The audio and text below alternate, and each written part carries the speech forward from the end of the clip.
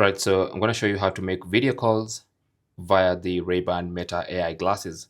Now, this is very simple. Once you have the app connected to either WhatsApp or Instagram, and to do that, you go to Meta AI app, then go to your devices and select your specific glasses.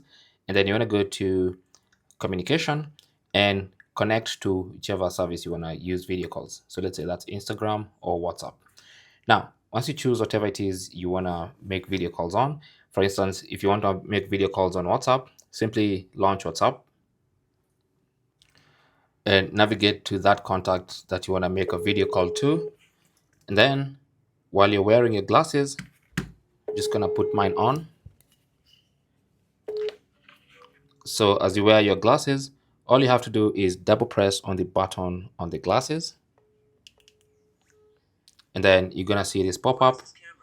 Tap on next, and then tap on get it.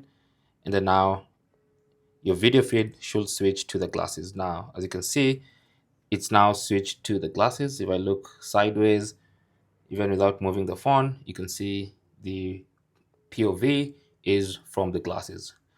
So that is how to make video calls using your Meta AI glasses. Thanks for watching. Don't forget to like and subscribe, and good luck.